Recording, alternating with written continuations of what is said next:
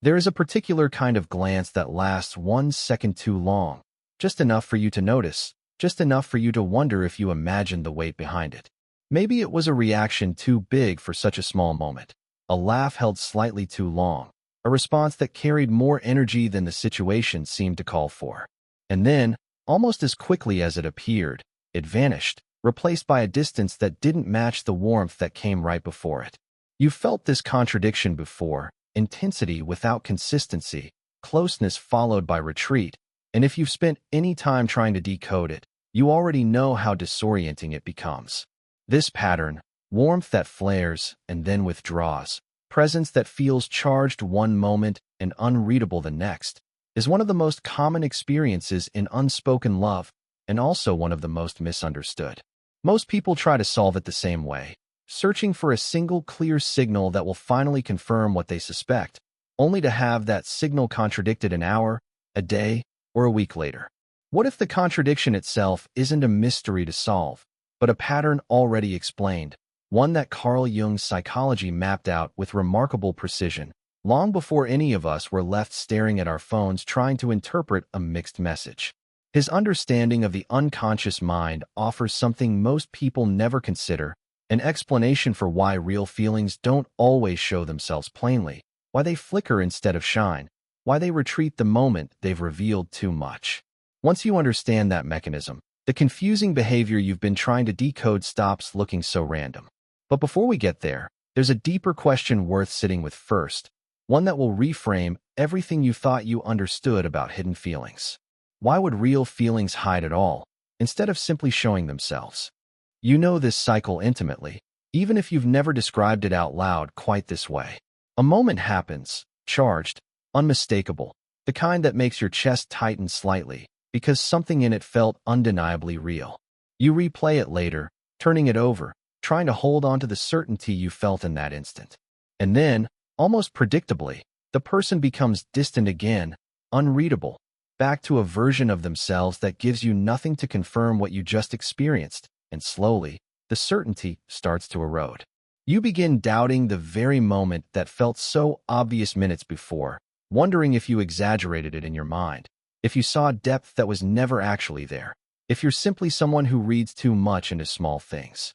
This exhausting back and forth, feeling certain, then doubting yourself completely, isn't a sign that you're delusional or prone to projecting meaning onto nothing. It's an entirely reasonable response to something genuinely confusing, sensing real depth in someone who won't confirm that depth in words. Your instincts picked up on something authentic in that charged moment, and your mind isn't wrong for trusting it. What creates the exhausting confusion isn't a flaw in your perception. It's the absence of consistency to match what your intuition already registered as true. This is where cognitive dissonance quietly takes over, holding two things simultaneously. I felt something real in that moment, and their behavior since then doesn't confirm it. And struggling to reconcile both without immediately assuming your own judgment must be the flawed variable. Here's what's worth understanding plainly. Intuitive pattern reading, the part of you that noticed the charge in that glance or that overreaction, is often more accurate than the conscious doubt that follows it. Doubt shows up because you don't yet have language for why someone would feel something real and still fail to confirm it consistently. But the absence of consistency was never proof that you imagined the moment. It's simply evidence that something deeper, something psychological, is preventing that moment from becoming a pattern they're ready to reveal. And once you understand what that deeper mechanism actually is, this entire contradiction starts to make far more sense than it ever has before. Carl Jung spent much of his life studying a simple but often overlooked truth. The unconscious mind frequently knows things long before the conscious mind is willing to admit them, especially when it comes to emotions that feel risky to fully claim.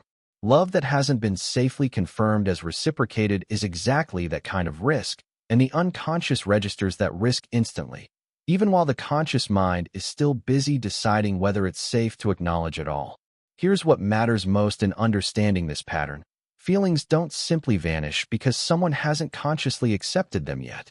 They don't wait patiently in some internal holding room until a person feels ready to claim them cleanly. Instead, unaccepted feelings tend to leak, sideways, unpredictably, through channels the conscious mind isn't actively monitoring or controlling. That leakage shows up in body language that contradicts spoken words, in reactions that feel disproportionate to the moment, in warmth that surges and then retreats as though startled by its own intensity. This is the essential difference between repression and expression. Expression is a feeling openly claimed and communicated, while repression is a feeling still present, still active, simply denied a direct outlet, forced instead to surface indirectly. Jung would describe this as a gap between someone's conscious identity, who they believe themselves to be, how in control they think they are, and the unconscious truth quietly operating underneath that identity, a truth their conscious mind hasn't caught up to or agreed to yet. This gap is part of what Jung called individuation, the lifelong process of a person integrating unconscious material into conscious awareness, a process that is often slow, uneven, and far from instant, especially with something as vulnerable as unspoken love. So when someone's actions and words don't match, when closeness arrives and then disappears without explanation, you may be witnessing exactly this gap in real time, unconscious truth leaking out before conscious acceptance has caught up to it. Which brings us to the question that actually matters here. If unaccepted love leaks out sideways instead of announcing itself directly, what does that leakage actually look like in someone's real, observable behavior?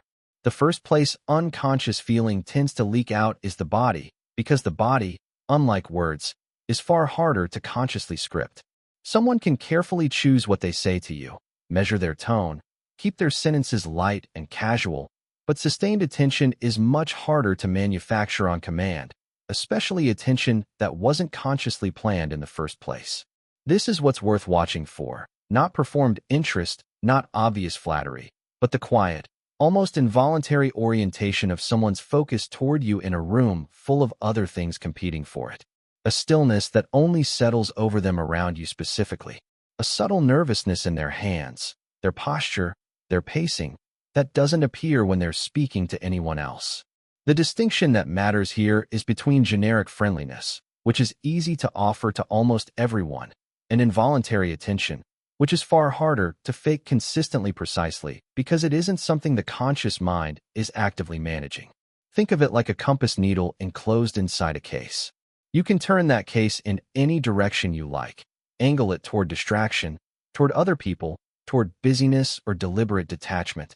But the needle itself keeps drifting back toward true north regardless of how the case is oriented. That drift isn't something the compass chooses. It's simply where the internal mechanism, the actual pull, keeps returning, independent of outside effort to redirect it. Unconscious attention behaves the same way. Someone can consciously decide to appear unaffected, to seem busy, distracted, or indifferent, and still find their focus quietly drifting back toward you anyway, not because they're choosing to, but because something underneath conscious control keeps pulling it there. This matters far more than anything someone says aloud, because words are the most easily managed part of human communication. A person can say almost anything, offer casual compliments, deny any particular interest, insist they see you only as a friend, and still be fighting an entirely different signal running underneath those words, one they may not even be fully aware of themselves. Involuntary attention doesn't lie the way careful language sometimes can, because it isn't being consciously constructed for an audience. It's simply where their unconscious keeps returning without asking for permission first. This is the part that deserves real attention if you've been sensing something real beneath inconsistent words, not what someone says about their feelings, but where their focus keeps landing when they think no one is measuring it closely. But here's what tends to happen once that attention becomes noticeable, even to the person experiencing it. It starts to feel uncomfortable to hold, because sustained, involuntary focus towards someone eventually rises into conscious awareness, and once it does, it can no longer hide safely in the unconscious the way it did before. That shift, from unnoticed to noticed, from unconscious to uncomfortably conscious, often changes everything about how someone behaves next, and that change is exactly where our next sign begins. Jung believed that inside every person lives an unconscious inner figure, one he called the anima in men and the animus in women, an internal image of what wholeness might feel like if it ever appeared in another person. This isn't a conscious checklist someone carries around, a list of preferred qualities they've deliberately assembled. It lives much deeper than that, shaped by early experience, unspoken longing, and an intuitive sense of completion that most people couldn't fully articulate even if asked directly. When someone unconsciously recognizes fragments of that inner ideal in you, something shifts in how they respond to your presence, often before they've consciously registered why. This is where disproportionate reactions start to make sense, nervousness that doesn't match their usual confidence, an overcorrection in how carefully they choose their words around you, a strange formality that feels almost stiff compared to how relaxed and easy they are with everyone else in the room. None of this is something you're imagining or amplifying in your own mind. It's a real, well-documented psychological response to being unconsciously perceived as significant, a kind of internal alarm quietly going off inside someone who hasn't yet consciously processed what triggered it. This is part of what makes anima and animus projection so disorienting to witness from the outside. The intensity is real and often visible, yet the person experiencing it may have no clear language for what's happening internally, because it's occurring beneath the surface of their conscious self-understanding. You might notice it as a slight excess of effort, trying too hard to seem unaffected, or an odd formality that surfaces only around you, as though some part of them senses stakes here that don't exist in their other interactions. This is often mistaken, understandably, for simple discomfort or disinterest, when in reality, it's frequently the opposite, an unconscious recognition of significance so unfamiliar that it produces nervous energy instead of easy warmth. There is something almost mystical about this mechanism when you sit with it fully, the idea that a person can sense wholeness, or the possibility of it, in someone else, long before their conscious mind has assembled any rational explanation for that feeling. It suggests that some recognitions happen at a level deeper than logic, deeper than deliberate choice, closer to instinct meeting an internal blueprint that's been quietly waiting to be matched. This is precisely why projection can feel so intense and so confusing at once. Intense because the unconscious has recognized something meaningful, confusing because the conscious mind hasn't caught up enough to explain that recognition clearly, even to the person experiencing it. So if this projection explains the sudden intensity you've sensed, the nervousness, the overcorrection, the formality that doesn't match how relaxed they otherwise are, there's still a piece of the puzzle missing, because that same intensity so often disappears almost as quickly as it arrived, retreating into distance just when it seemed to be building into something undeniable. Understanding why that retreat happens is where the final, and perhaps most important, sign begins. Here is where the pattern finally resolves into something coherent, because the retreat you've noticed, the sudden distance right after a charged moment, isn't a separate mystery from everything we've already explored. It's the direct continuation of it. When unconscious feelings intensify beyond what someone is consciously prepared to accept, the natural response is rarely to lean further in. It's to pull back, not because the feeling wasn't real, but precisely because it was, and sitting with something that real, that exposing, before you've consciously decided what to do with it, can feel like standing too close to an edge you didn't choose to approach. This creates what's known as approach avoidance conflict, a push and pull between wanting closeness and fearing what that closeness might require. Moving towards someone when the feeling still feels manageable, then pulling back the moment it starts to feel like more than they know how to control. It's an internal contradiction playing out in real time. Want and fear occupying the same space simultaneously, neither one fully winning, both showing up in the behavior you've been trying to interpret. This is the part worth truly absorbing, because it reframes almost everything. The retreat isn't evidence that the feeling faded or was never genuine to begin with. In many cases, it's the opposite, a sign that the feeling grew intense enough to trigger self-protection, that closeness touched something vulnerable enough to require immediate distance as a kind of emotional recalibration. Fear of vulnerability operates exactly like this, retreating not from disinterest, but from how much interest there actually was, and how unprepared someone felt to hold that much exposure without flinching. Here is the paradox worth sitting with fully. Smooth, uncomplicated consistency can sometimes mean less than you'd expect, because ease often signals low emotional stakes, nothing being risked, nothing requiring defense. Retreat, especially retreat that follows real closeness, frequently signals the opposite, that something significant enough occurred to require protection, that the feeling grew large enough to frighten the very person experiencing it. So when you look at these three signs together, involuntary attention that keeps drifting back toward you, disproportionate intensity rooted in unconscious recognition, and retreat that follows moments of real closeness, you're not looking at three unrelated behaviors. You're looking at a single unconscious process unfolding in stages, attention drawn, significance recognized, exposure feared, each one a direct continuation of what came before it. And once you can see that continuity clearly, the deeper truth underneath all three signs becomes almost impossible to miss, a truth that has less to do with mixed signals and far more to do with what real, unintegrated feeling actually looks like while it's still finding its way toward the surface. Here is the truth waiting underneath everything we've walked through, and it deserves to be said plainly. Involuntary attention, disproportionate intensity, and inconsistent retreat were never three separate, confusing behaviors you needed to interpret independently. They are three expressions of the exact same unconscious process, feeling that exists, feeling that is real, but feeling that hasn't yet been consciously claimed by the person experiencing it. You weren't imagining what you sensed in that charged glance, that nervous overcorrection, that sudden distance right after closeness. You were accurately reading unconscious signals long before any conscious confirmation arrived, and it's worth acknowledging honestly.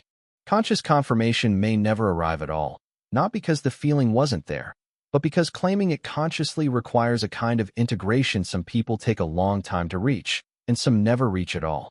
Here is the realization that changes how you understand everything you've witnessed. Hidden love rarely announces itself as calm, obvious certainty. It far more often looks like disturbance, like someone quietly, sometimes visibly, thrown off balance by a feeling they haven't yet decided what to do with, haven't yet found language for, haven't yet given themselves permission to fully claim. That disturbance, the inconsistency, the nervousness, the retreat, isn't proof of absence. It's frequently proof of exactly the opposite, evidence of something significant enough to disrupt someone's usual composure.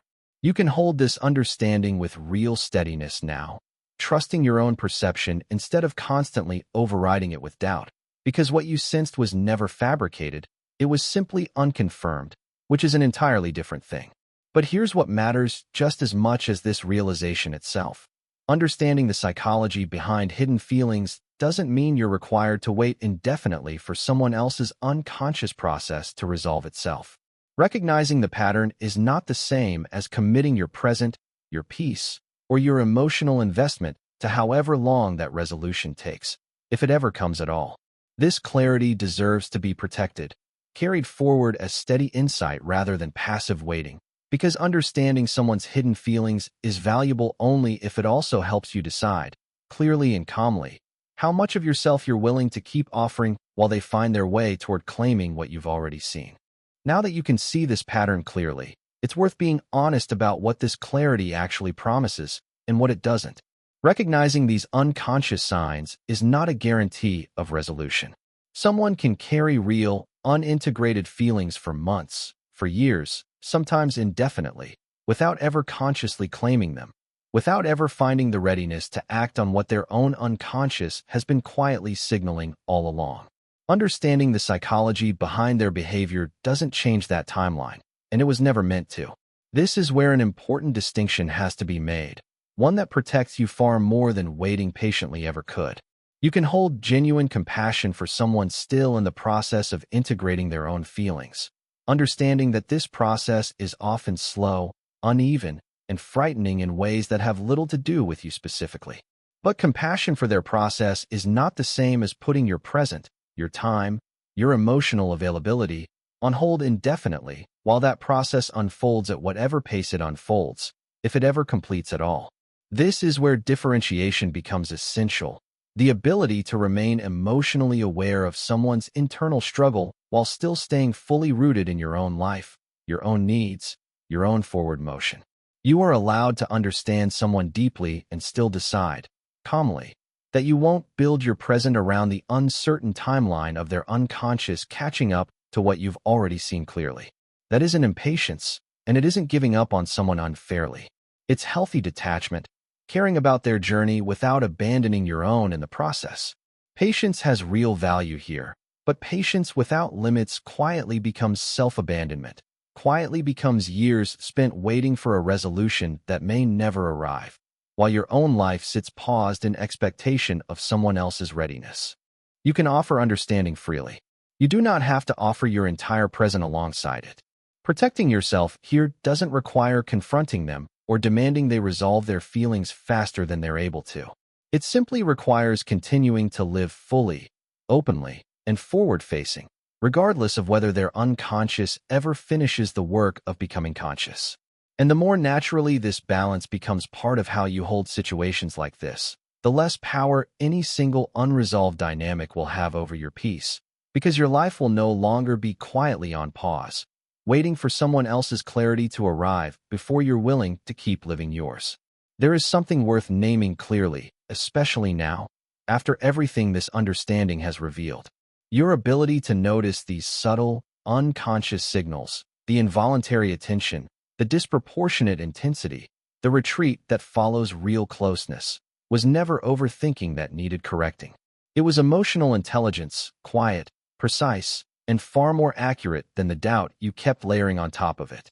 You were reading real signals all along, and that skill deserves to be trusted, not second-guessed into silence every time someone's behavior failed to confirm what you already sensed clearly. Think about who this understanding actually makes you moving forward. Someone who can distinguish between unconscious leakage and conscious commitment will never again mistake silence for the absence of feeling, will never again interpret inconsistency as proof that depth wasn't real. You now understand something most people spend years confused by, that hidden feelings often look like disturbance long before they ever look like certainty, and that insight alone will spare you from misreading confusing behavior as rejection ever again. But just as importantly, you also now know you don't have to wait indefinitely for someone else's unconscious to catch up to the clarity you've already reached on your own. That waiting was never required of you. And understanding their psychology doesn't obligate you to pause your life in expectation of their readiness. This kind of clarity tends to arrive only after paying close, honest attention and choosing to understand rather than simply hope. That's not a small transformation. That's how someone grows into a steadier, more grounded way of seeing people clearly, trusting her own perception without needing external confirmation to validate what she already knows to be true. And maybe the quietest, most important part of this is simply this: you can hold what you now understand gently, whether it resolves in your favor or not, without losing the steadiness you've built in finally trusting yourself. If any part of this found you at the right moment, let it settle a little longer, not as something to force toward an outcome, but as a quiet clarity you now simply carry forward, regardless of what anyone else decides to do with theirs.